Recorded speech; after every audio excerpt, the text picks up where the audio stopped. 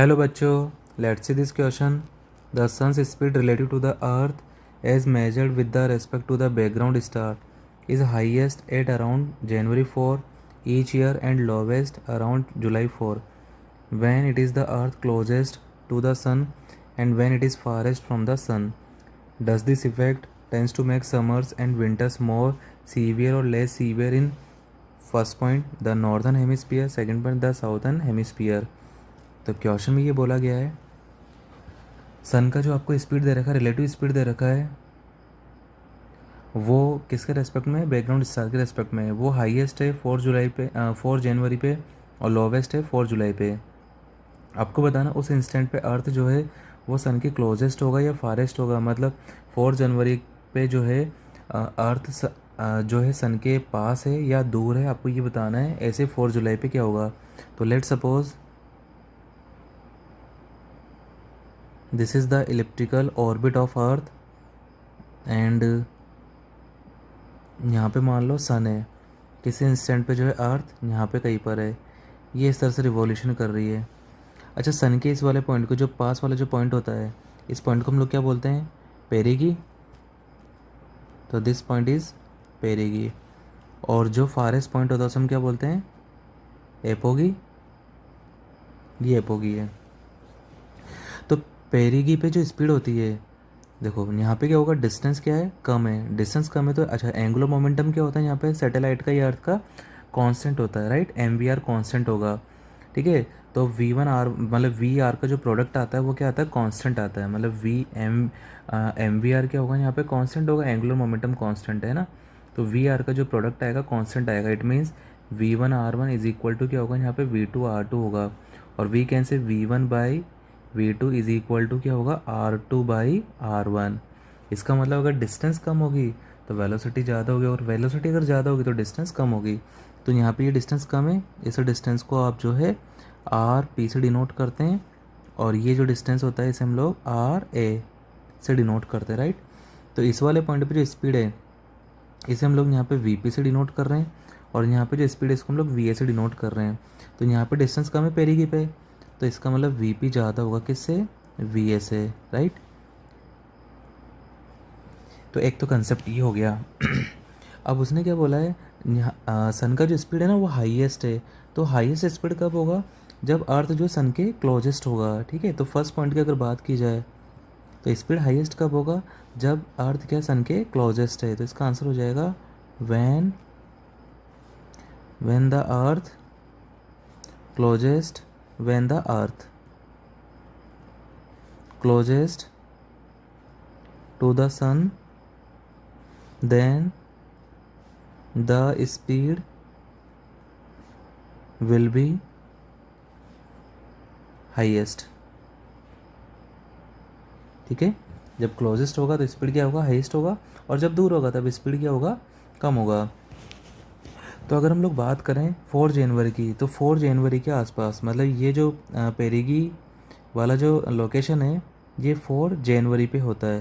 ये 4 जनवरी पर जो है अर्थ वो सन के ज़्यादा क्लोजेस्ट होती है. और अगर बात करें हम लोग 4 जुलाई के अराउंड, तो 4 जुलाई के अराउंड जो है अर्थ एपोगी पे होती है, ठीक है. तो 4 जनवरी पे अर्थ जो है, कंक्लूजन ये, 4 जनवरी पे अर्थ जो है सन के ज़्यादा क्लोजेस्ट होगा, ठीक है, ज़्यादा क्लोजेस्ट होगा. और यहाँ पे इसका स्पीड भी क्या होगा? ज़्यादा होगा. और 4 जुलाई पे ये ज़्यादा डिस्टेंस पे होगा, एपोगी पे होगा.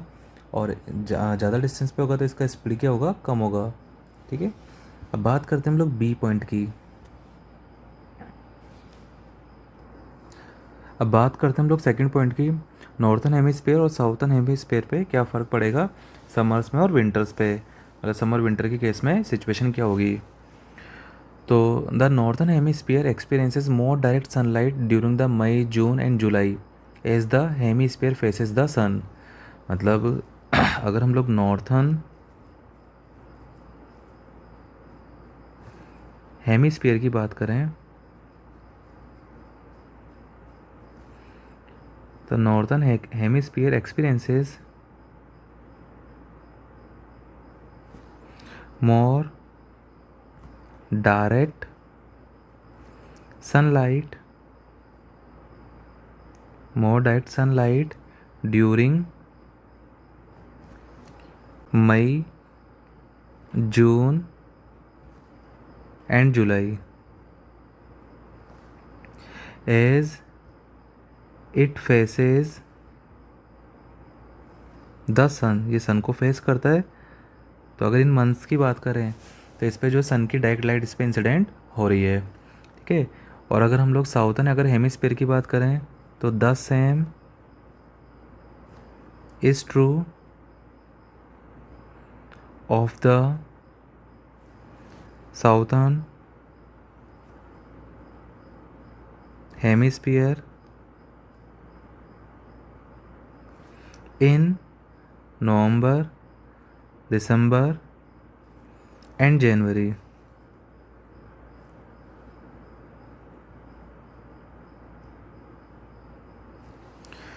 तो अगर हम लोग बात करें मई जून जुलाई की तो उस केस में तो क्या होगा, डायरेक्ट सनलाइट नॉर्थर्न हेमिस्फीयर पे गिरेगी। और अगर साउथर्न हेमिस्फीयर की बात करें तो नवंबर, दिसंबर, जनवरी में इस पर डायरेक्ट सनलाइट इस पर इंसिडेंट होगी। अब अगर ज़्यादा सनलाइट इंसिडेंट होगा तो इसका मतलब वो ज़्यादा ही क्या होगा, हॉट होगा, राइट। तो हम लोग यहाँ से बोल सकते हैं due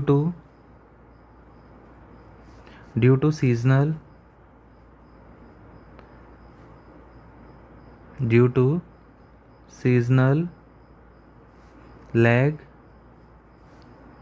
June, July and August are warmest month in northern hemisphere।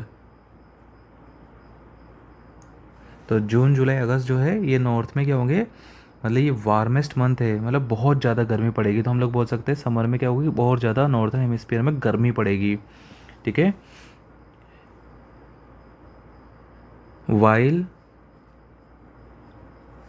December, January and February are the warmest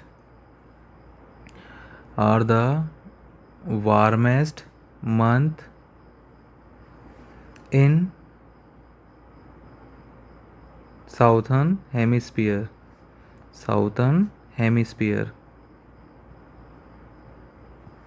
right। तो I hope you understood this question. Thank you.